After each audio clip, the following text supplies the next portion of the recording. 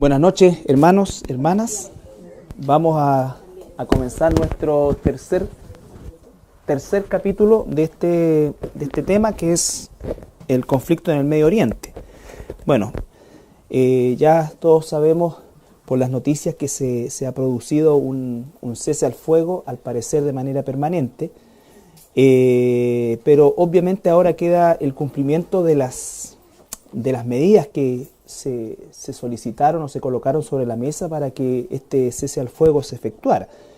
Y una de esas, ¿no es cierto?, corresponde a que Israel tiene que terminar parcialmente con el bloqueo que tiene a Gaza, ¿no es cierto?, para permitir sobre todo la entrada de materiales de construcción y en fin, ayuda médica y de todo tipo. Recuerden ustedes que la infraestructura de Gaza, ¿no es cierto?, del hospital de Gaza, de la gran cantidad o de la gran parte de la construcción en Gaza, fue hecha por los judíos a partir del año 70, que ocupaban ese lugar, y no han habido nuevas construcciones, ¿no es cierto?, sino que han sido ocupadas las que ya estaban. Pero por otra parte, el gobierno terrorista que está definido así no solamente por nosotros, sino por Naciones Unidas, de Hamás, que recuerden significa fiero, ¿no es cierto? Y es la característica principal que Dios dio de la personalidad de Ismael antes que éste naciese. Entonces debe haber un desarme y bueno, y ahí vamos a ver si realmente se cumple esa parte, ¿no es cierto?, de que este grupo armado se desarme, cosa que yo en lo personal creo absolutamente imposible, improbable, no viable, y que esto de alguna otra manera en algún otro instante va a estallar nuevamente. Y para nosotros, ¿no es cierto?, debemos saber que estas escaramuzas con mayor o menor cantidad de víctimas o destrucción de un lado y de otro son permanentes. Nunca ha dejado de existir una instancia bélica entre ambos bandos, ¿ya?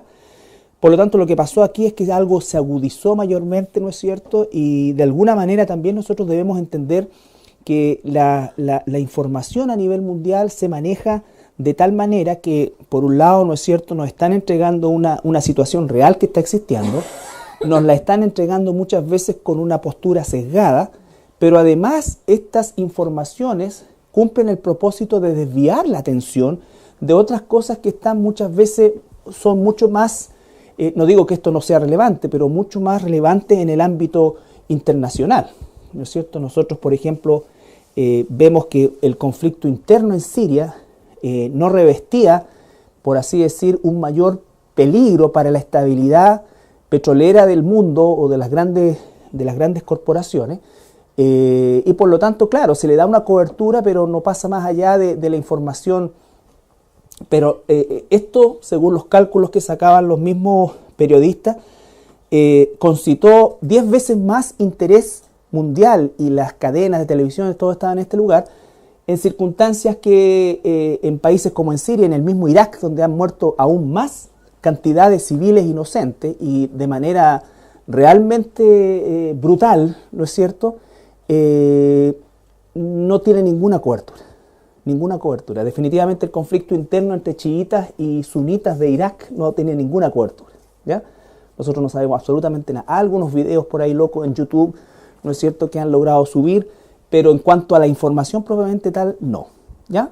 Lo cual nos hace entender a nosotros que no queremos bajarle el perfil a una situación complicada, pero que obviamente obedece también a otros intereses dentro de este conflicto. Porque aquellos mismos que se sientan a negociar la paz son los que le venden las armas a los palestinos, y con los mismos que se sientan a hablar de paz, los israelitas son con los cuales tienen grandes negocios a nivel mundial. Entonces los acuerdos finalmente obedecen a una situación de múltiples factores en los cuales no precisamente el bien común es lo que prima, ¿ya?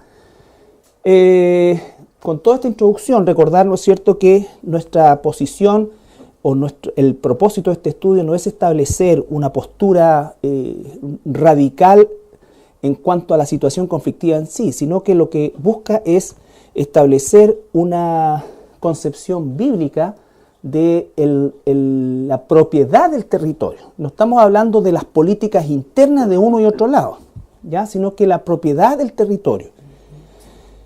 Y partimos prácticamente desde Noé en adelante, estableciendo siempre el concepto de la promesa sobre la descendencia de Isaac y posteriormente Jacob, de esta tierra que sería siempre hogar eterno, dice, de los israelitas. Vimos que cuando los israelitas, o estos eran los habitantes iniciales de esta zona, los cananeos, que descienden de Cam.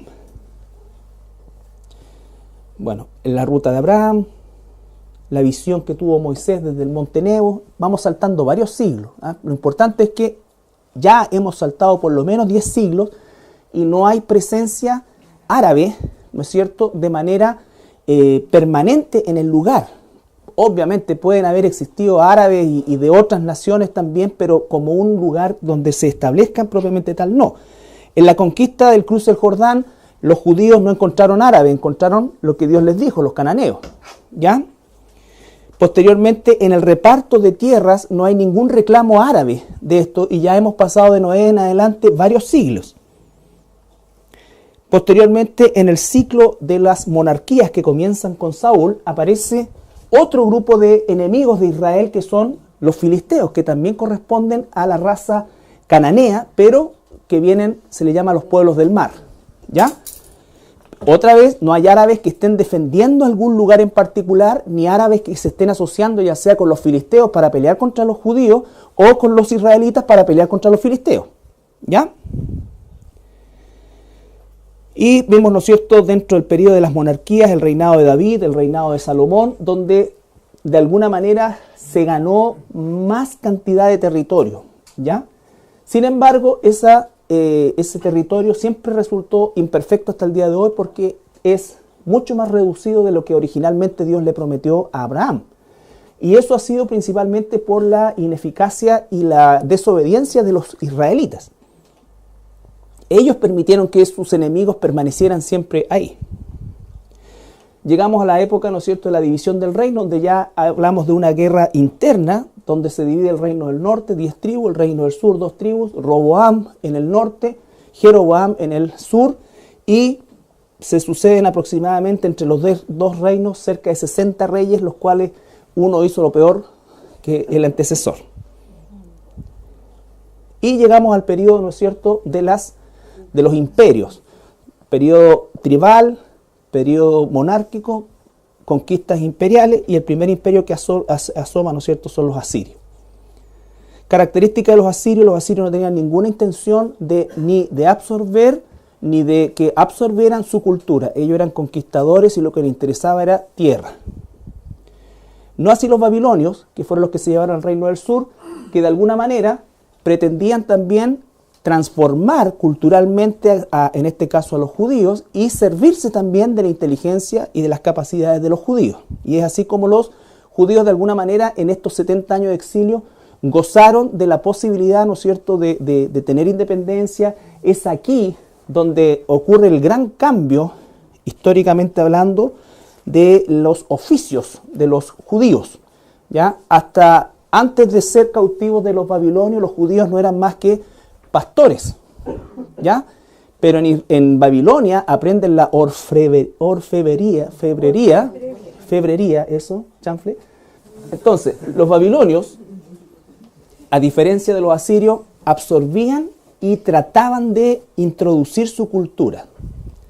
Los medo-persas son un imperio que dura no mucho, pero que en este imperio es cuando los judíos, por causa de Dios, ¿no es cierto?, regresan a su tierra. Y recuerden que nunca dejó de haber gente en la tierra de Israel. Cuando los babilonios se llevaron cautivos los intelectuales, los artistas, ¿no es cierto?, a otros definitivamente los mataron, y a los pobres que quedaron ahí, que no se los llevaron, les repartieron la tierra y las riquezas que le pertenecían a otros. Por lo tanto, nunca ha habido un vacío de presencia judía en el territorio. Bueno, el imperio griego ya después, este imperio tiene características totalmente diferentes, porque este imperio sí, no solamente se interesaba en ganar territorio, sino que el propósito de ellos era, cada territorio que ellos ganaban era impregnar su cultura. El propósito de Alejandro Magno era helenizar el mundo, ¿ya? Y en cierta medida lo logró. Gran parte de nosotros, de la cultura occidental, proviene, ¿no es cierto?, de la cultura griega. Y en este periodo, ¿no es cierto?, obviamente no hay registros bíblicos porque ocurre durante esos 400 años no hubo profeta en Israel, y más o menos ya al final de este periodo surgen estas familias de macabeos y asmoneos que a través de Juan Hircano, uno de los líderes patriotas, podríamos decir, de Israel, se trató de resistir las constantes invasiones y saqueos que los griegos hacían, y después a poco andar también comienzan los romanos, y finalmente los romanos llegan y someten. Los romanos tenían otro sistema de sometimiento. A ellos no les interesaba impregnarse la cultura de los pueblos que sometían, ni tampoco que los pueblos sometidos se involucraran con ellos. Ellos gobernaban, por así decir, bajo el control militar de los lugares donde estaban. Sí, ellos querían hacer sus cultos, matar sus bichos y hacer sus cosas, mientras pagaran impuestos y no alteraran el orden público, no había problema, ¿ya? Y es en ese periodo donde los judíos de alguna manera recuperan su identidad religiosa. Recuerden que Herodes construye el segundo templo, pero es una identidad religiosa basada ya no en la Torá, sino que en la tradición, ¿ya? Bien, los tres grupos diríamos, los tres sistemas de pensamientos que había en Israel en aquel entonces, estaban mediados netamente por judíos. Aparte de la población común judía, existían los fariseos, los saduceos y los esenios. No hay presencia de cultura árabe, a eso me refiero. No hay presencia de cultura árabe, no hay presencia de a esta altura, ¿no es cierto? No hay presencia ya, viniendo desde Noé en adelante, de árabes establecidos allí, como pueblo o como algún asentamiento. Y por supuesto el Imperio Romano, dado que constituyó una revolución en el ámbito militar, ellos se extendieron mucho más y llegaron a conquistar, por supuesto, la península ibérica, ¿ya? Y ahí un poco los resumen de los imperios, sobre todo babilónico, persa y griego, ¿ya? Porque el romano llega hasta España. Ahora bien, entonces llegamos después de Cristo, estamos en el periodo de la dominación romana y comienza a haber agitación también, especialmente del partido de los celotes, ¿ya? En Israel, con el deseo de terminar con el dominio romano. Y comienza una serie de escaramuzas que van a generar que el Imperio Romano reaccione, y Judea era una provincia, por lo tanto tenía un número limitado de soldados, de contingente. Pero con el propósito de terminar con las rebeliones judías, se recurre al general Tito, hijo del emperador Vespasiano, que con 14 legiones avanza hacia la tierra de Judea con el propósito de exterminar, ya no controlar, sino que de exterminar a los judíos, ¿ya? De exterminar a los judíos. Por eso es que ellos sitian Jerusalén, destruyen Jerusalén. Recuerden que la forma de combatir en aquellos entonces era que los ejércitos sitiaban las ciudades y la iban, digamos, debilitando de a poco hasta que se producía, ¿no es cierto?, la posibilidad de tomarla, y ahí lo hacía. Eran romanos. Los romanos sí, los romanos. Entonces los romanos lo que hacen, destruyen Jerusalén, destruyen el templo, lo saquean, y este es el famoso Arco de Tito, una porción del famoso Arco de Tito donde se muestra cómo se llevan los tesoros del templo, ¿ya? Mucha gente ha pensado que este es el arca, pero el arca hace mucho tiempo que ya no estaba en el segundo templo, ¿ya? El arca se pierde cuando los babilonios destruyen el templo, ¿ya? Y acá tenemos nosotros en Mateo 24, capítulo 24, versículos 1 y 2, que efectivamente encontramos la primera parte de este capítulo, que es bastante extenso y que además toca varios aspectos, tanto del futuro inmediato como del futuro a largo plazo de los judíos. Mateo 24 es un pasaje, es un capítulo para los judíos.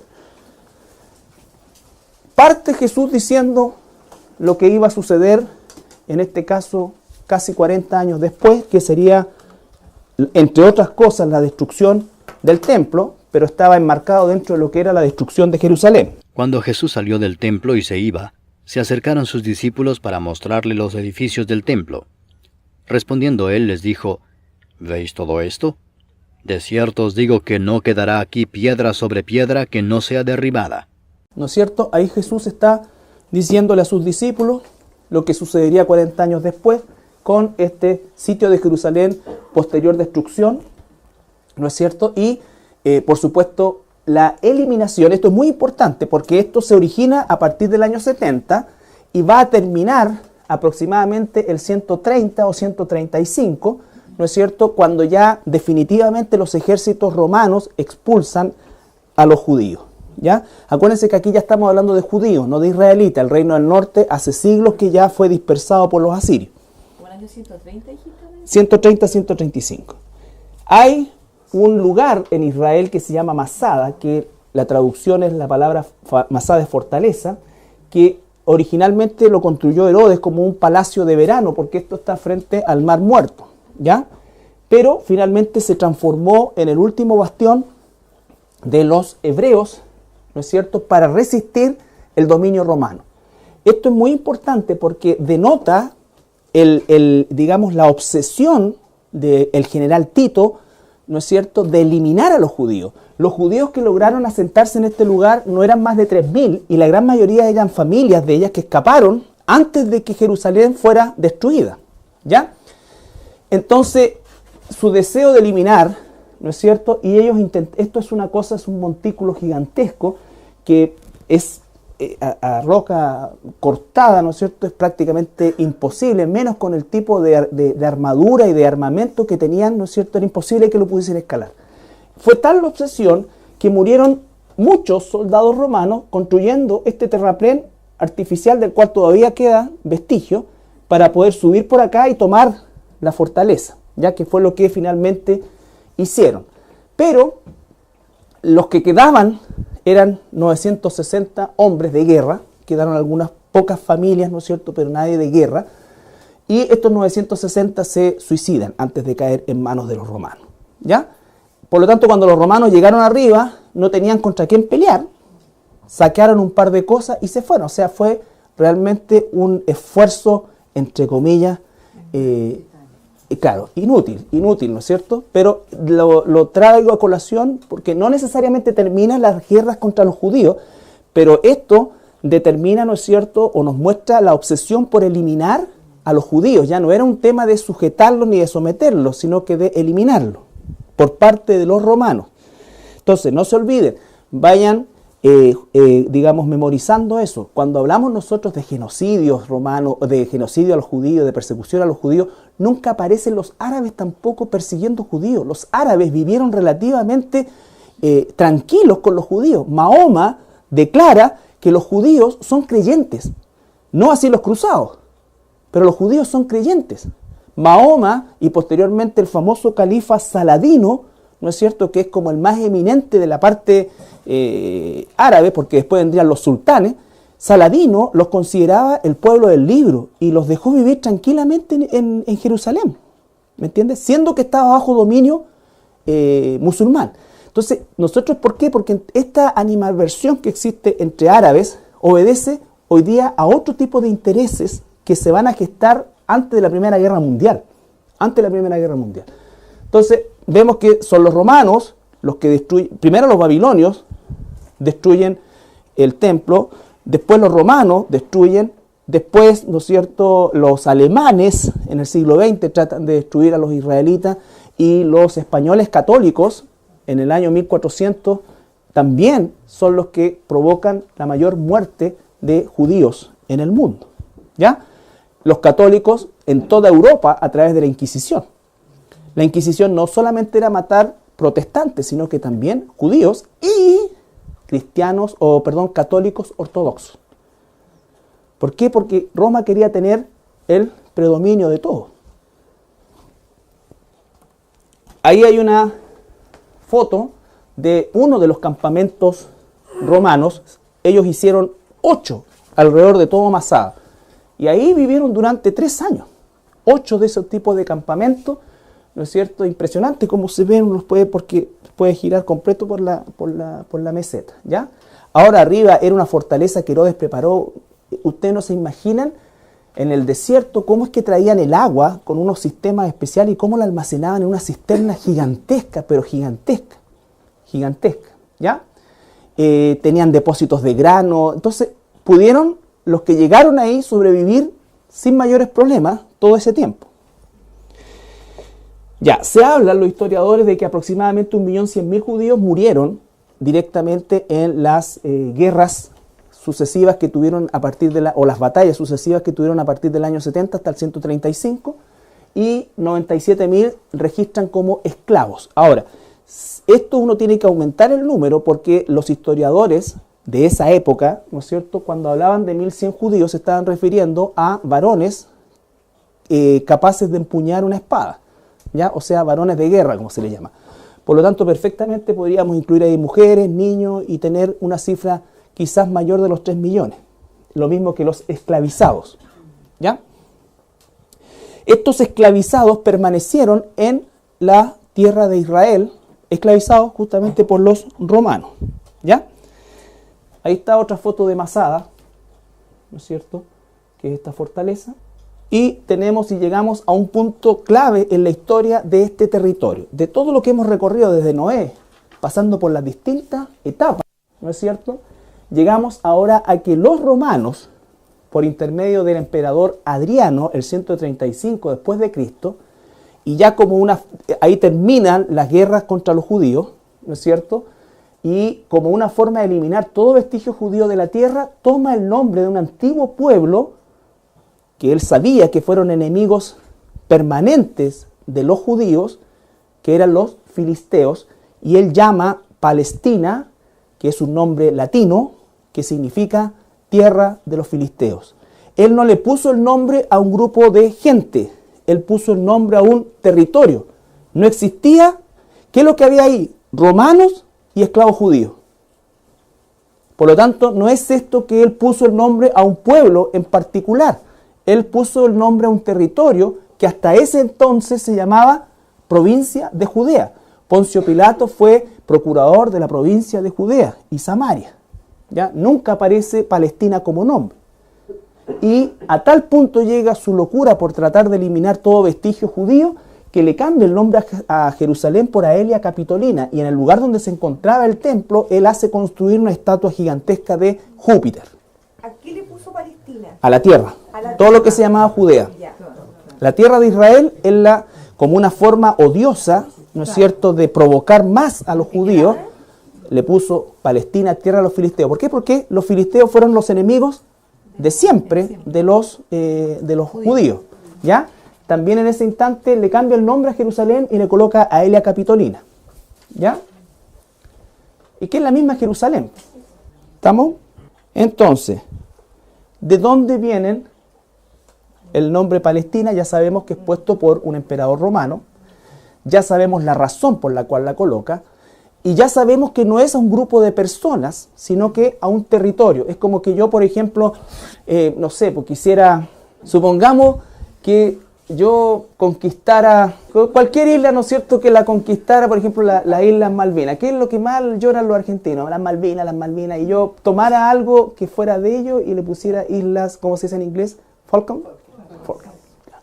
Que en el fondo, eso es lo que es como ese deseo de provocar también un quiebre completo y un desarraigo hasta del nombre, ¿ya? Entonces, aunque los argentinos sigan llamando Islas Malvinas, hoy día oficialmente eso se llaman Islas Falkland del Sur, ¿ya? Y es territorio inglés, ¿ya? Entonces, lo primero es que nosotros tenemos que recordar que en algún momento, y hay muchos que todavía lo creen, los palestinos se declararon sucesores de los filisteos en la época de Yasser Arafat, ¿ya? Sucesores, o sea, descendientes de los filisteos. ¿Por qué eso es absolutamente mentira? En primer lugar, porque los filisteos eran descendientes de Cam y no descendientes de Sem, como los árabes, Los filisteos eran cananeos o pueblos del mar, los árabes siempre han sido del desierto. ¿Ya? Génesis 10:6 y después versículos 13 y 14. Los hijos de Cam, Cus, Misraim, Fut y Canaán. Misraim engendró a Ludim, a Anamim, a Leabim, a Naphtuim, a Patrusim, a Casluim, de donde salieron los filisteos, y a Caftorim. Caftor se le llamaba a los filisteos que habitaban la isla de Creta, que primero se llamó Caftor, tierra de los caftoreos. Eran cananeos, pero estos cananeos no se establecieron en la tierra de Canaán, sino que se establecieron en el mar Mediterráneo. ¿Ya? Ahora, los filisteos en la lengua cananea eran llamados Pelashati, ¿ya? Los hebreos y los cananeos de la tierra, recuerden ustedes que los filisteos eran cananeos del mar, y existían las otras 7 tribus cananeas, Jebuseo, Amorreo, ¿no es cierto?, Heveo, eran de la tierra, ¿no es cierto?, se les llamaban ellos los Pelistim, que en ambos casos y siempre significa invasores del mar, ¿ya? Ese fue el nombre que le colocaron los hebreos, ¿no es cierto?, a los cananeos que venían del mar, los filisteos, ¿ya? Llegan a Canaán, se establecen en Gaza, no logran conquistar ningún otro territorio.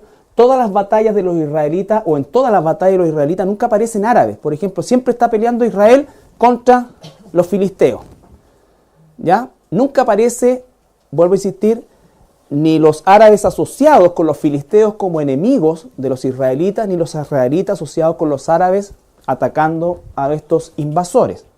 ¿Ya? No hay presencia árabe. Recuerden ustedes, ¿cuál fue la ordenanza de Dios a Josué para entrar a la tierra de Canaán? Eliminarlos a todos, ¿no es cierto? Claro. Entonces, ¿cumplió eso Josué?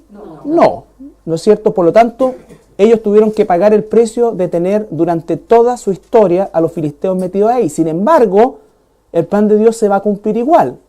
Es decir, Dios determinó que los filisteos y los cananeos no existieran nunca más. Por lo tanto, Él utiliza la espada de Sargón II, rey asirio, que cuando entra el imperio asirio, elimina todo. ¿Ya? Elimina a todos los cananeos. Y eso lo vemos en Sofonías.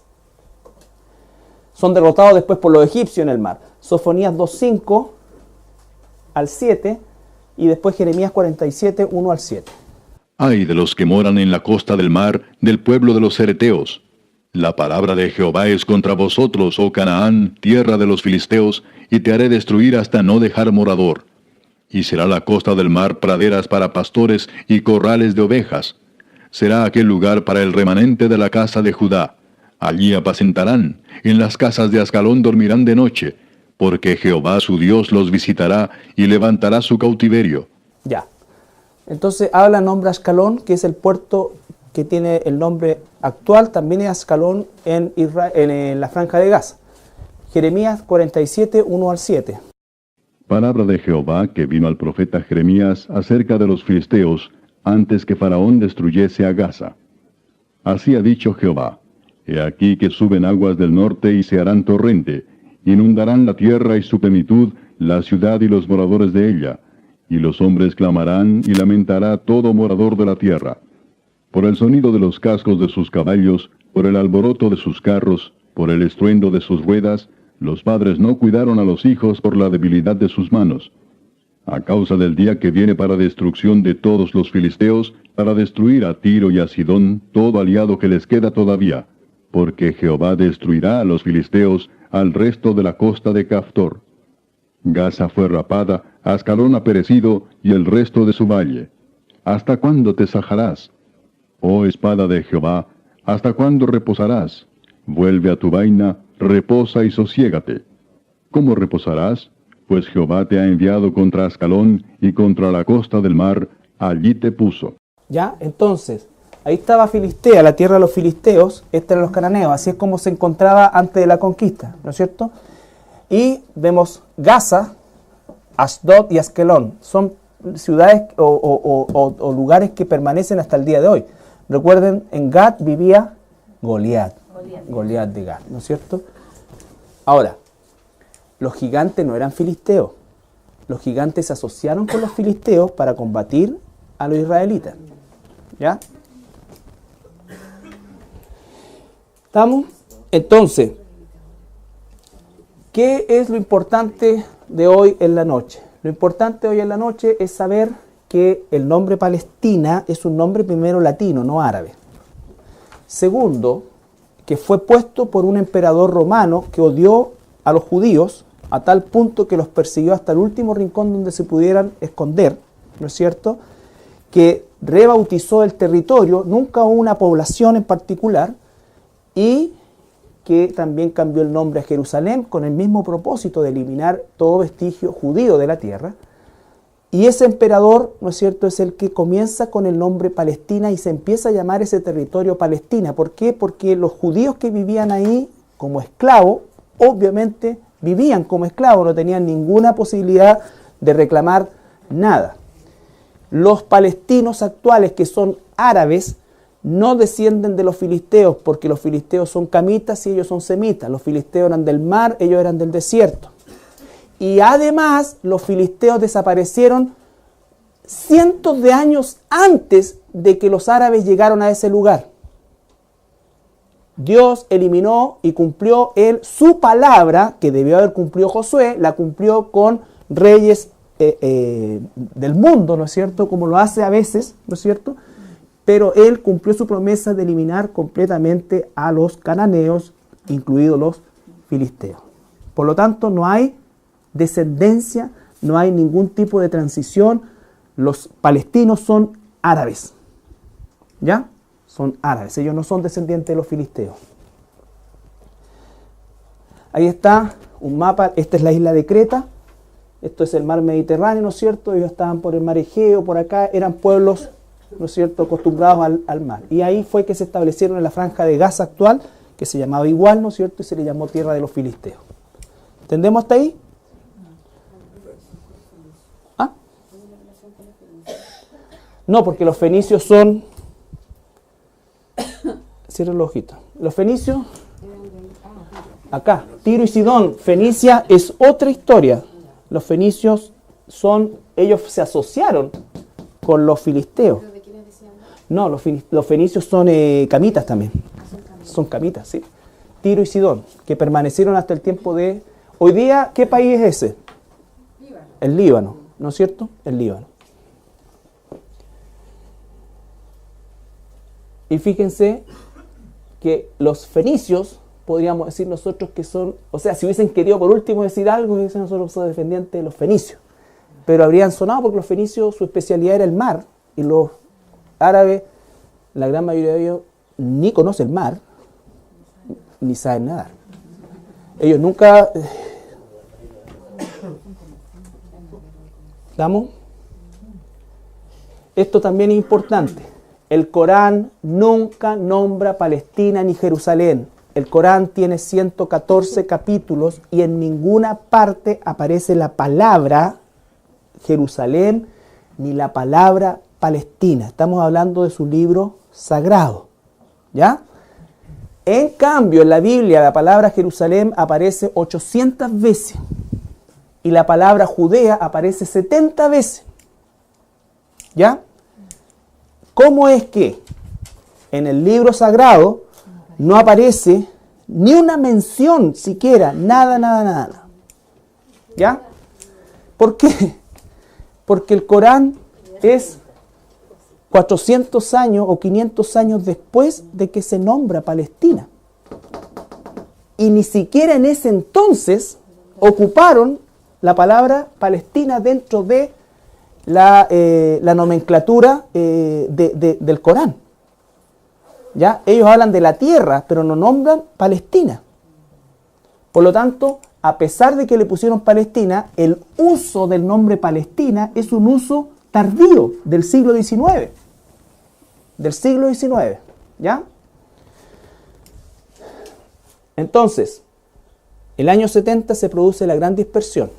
Ya vimos que los filisteos no tienen nada que ver con los palestinos. Solamente como información. Ahí tenemos nosotros cómo es que los judíos, esto se llama la diáspora judía, del año 70 hasta el 1497, se movieron por toda Europa, ¿no es cierto? Y parte del Medio Oriente, parte de África, ¿no es cierto? Y ellos tuvieron 4 grandes lugares a donde se asentaron la mayor cantidad de colonias judías. Estoy hablando de judíos, acuérdense, no de israelitas. Lo primero son los Ashkenaz o Ashkenazí, que era el nombre dado por los judíos a la Germania romana o a la Alemania moderna. Esto está en el lado del río Rin. Esto es la Alemania oriental. Y la colonia, a pesar que estuvieron en Ucrania, Rusia, Europa oriental, la colonia más grande la constituyeron en Polonia. Por eso hoy día los judíos Ashkenazí de Israel traen toda la tradición de la religiosidad polaca, donde ellos usaban abrigos y un gorro negro, todo negro, ¿no es cierto?, una camisa blanca y un gorro gigante de piel terrible, que parece ridículo que en Jerusalén hacen casi 40 grados de calor y estas personas andan vestidas así. Eso era operativo en Polonia, pero no ahí, pero es un tema de la tradición, ¿ya? Y el Ashkenazí es el europeo, ¿no es cierto?, el judío europeo, mezclado con europeo, por lo tanto es el judío rubio, alto, ojos celestes. No, ninguno de nosotros es Ashkenazí. ¿Ya? Nosotros estamos para esta diáspora. Hasta por ahí. Los sefardíes, sefarat.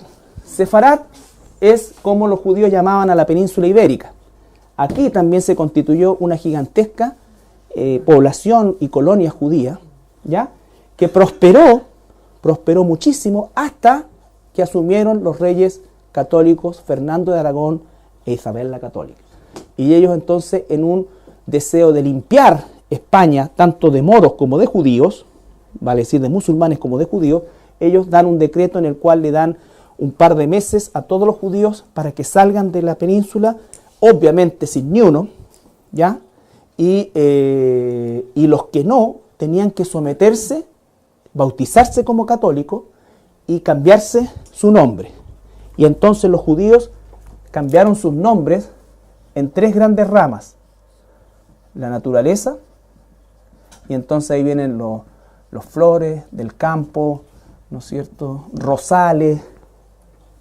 No todos los flores, los rosales y los rojas son judíos, esa cuestión es, ¿ya? Pero ellos eligieron esos apellidos. Después teníamos los oficios, zapatero, escudero, en fin, relacionado con los oficios. Y el tercer grupo, ¿no es cierto?, correspondía a piedras preciosas o metales, los Goldberg, los Silver, los Diamond, ¿no es cierto?, y sus derivados de eso. Y así es como disfrazaron su identidad judía. Y además ahí comenzó a funcionar lo que se llamó el criptojudaísmo, que era el judaísmo subterráneo. Ellos vivían, nunca, a pesar que iban a misa, toda la cosa, nunca dejaron de ser judíos. ¿Ya? El otro grupo, los misrajíes, que son los que se quedaron en el Medio Oriente, pero específicamente en Irak y en Persia, que actualmente es Irán. La colonia más grande de judíos en el mundo, o la mayor cantidad de judíos en el mundo después de Estados Unidos y de Israel el día de hoy, estaba en Irán. En Irán. Y ellos comenzaron a salir cuando asumió el anterior presidente iraní, el Mahmoud al-Ahmadinejad, ¿no es cierto?, que quería eliminar a los judíos, pero ahora que salió, los judíos volvieron como a la calma ahí, pero son millones los que están ahí, por lo menos entre 2 y 3 millones de judíos que están ahí. Y los falashis, judíos de África, principalmente, que se establecieron en Etiopía. ¿Ya? Y de ahí surge también el mito de que en algún momento se llevaron el arca a Etiopía, pero no es así. ¿Ya? ¿El arca? Está en el cielo, yo creo. Se la llevó el Señor para que no peleara nadie. De verdad, imagínate, encuentran el arca. Sin embargo, recuerden que siempre hubo presencia judía en el territorio. La próxima semana vamos a analizar los grandes imperios ya cuando empiezan a aparecer los árabes juntos con el Islam. ¿Ya? El concepto del dominio territorial y todo eso va de la mano con el Islam. Pero tanto los islamitas o el Islam árabe como el Islam turco, que no son lo mismo. Recuerden, los turcos son descendientes de Jafet. Los árabes son descendientes de Sem. Están emparentados, por así decirlo, entre comillas, porque la verdad hay odiosidad gigantesca entre ellos, pero el gran manto que los cubre es el Islam. Pero son naciones totalmente distintas, costumbres totalmente distintas, y eso es lo que existe hasta el día de hoy, la guerra entre los sunitas y los chiitas, ¿no es cierto?, que también vamos a tratar de explicarlo, para entender que hay una inmensa odiosidad aún entre ellos, ¿ya? Sin embargo, ni los árabes cuando dominaron el territorio de Israel, ni los turcos otomanos cuando dominaron el territorio de Israel, ni esclavizaron, ni persiguieron, ni despojaron a los judíos, ¿ya? Entonces, ¿de dónde viene otra vez toda esta situación odiosa hacia Israel? Nosotros tenemos que entenderlo a la luz ya de eventos que están cercanos al fin del siglo XIX. Todo lo que es el tema de la revolución industrial, todo lo que es, ¿no es cierto?, finalmente cómo los imperios, por entre eso el imperio británico fue el que, y los franceses son los que en realidad, entre comillas, humanamente hablando, los grandes culpables de la lucha entre árabes y judíos, porque a los dos les prometieron lo mismo.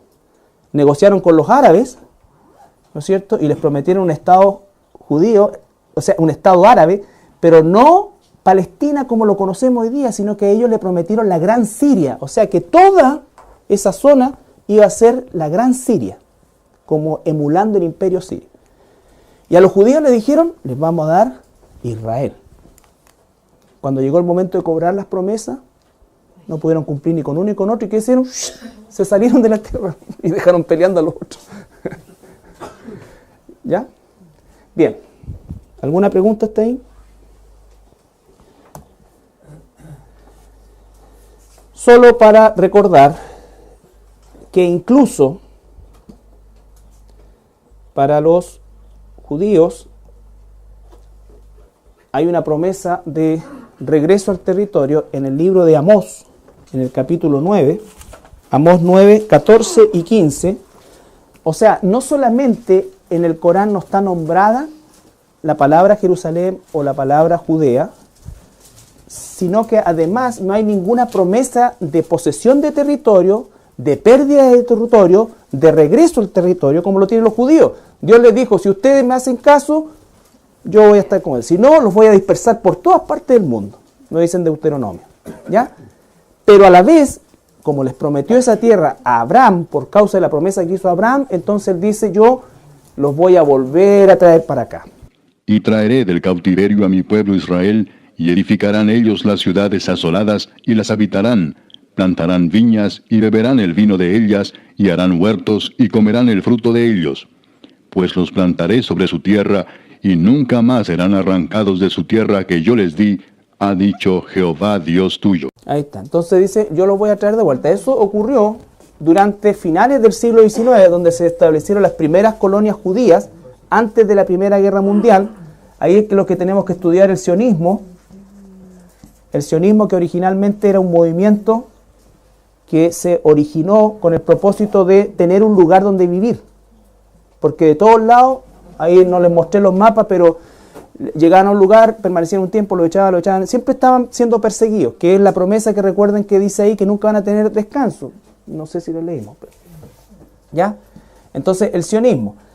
Y, ¿no es cierto?, esta situación va a ser también marcada, o este proceso, por los imperios británicos y los franceses, porque aquí hay un evento que va a cambiar la historia de la humanidad y que hace que el siglo XX sea el siglo más convulsionado de todo punto de vista. En el siglo XX se hicieron todos los descubrimientos y se inventaron todas las cosas que no se habían inventado los 19 siglos anteriores o los 40 siglos anteriores.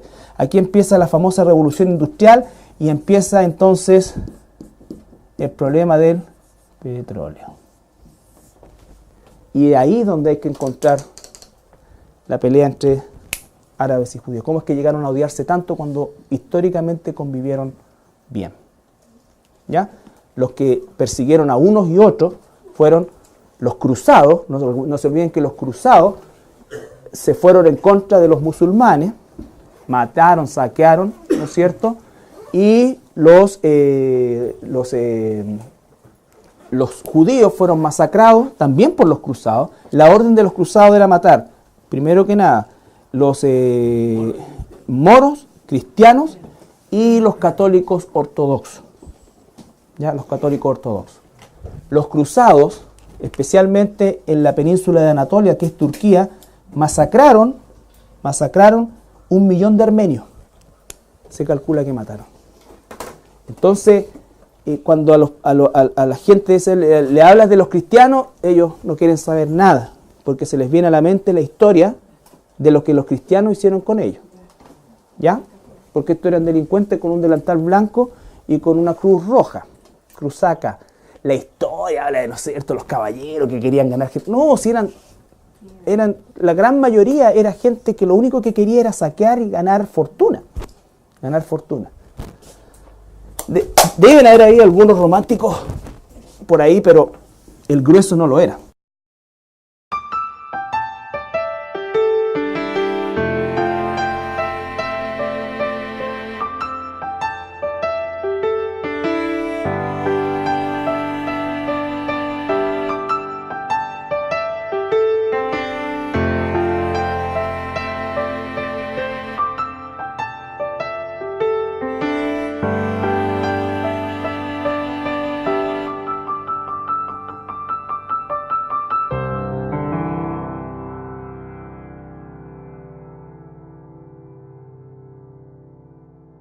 Buenas noches, hermanos, hermanas.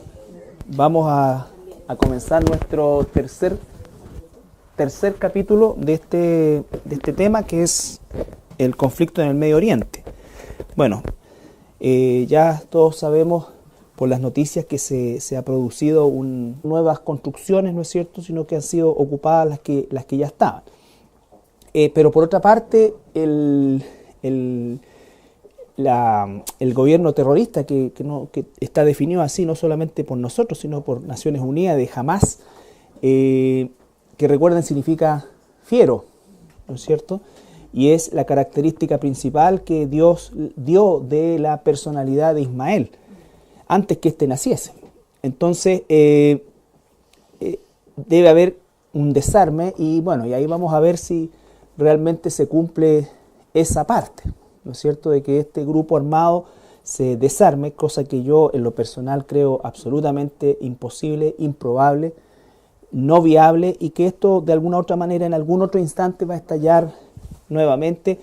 Y para nosotros, ¿no es cierto?, debemos un cese al fuego, al parecer de manera permanente, pero obviamente ahora queda el cumplimiento de las medidas que se solicitaron o se colocaron sobre la mesa para que este cese al fuego se efectuara. Y una de esas, ¿no es cierto?, corresponde a que Israel tiene que terminar parcialmente con el bloqueo que tiene a Gaza, ¿no es cierto?, para permitir sobre todo la entrada de materiales de construcción y en fin, ayuda médica y de todo tipo.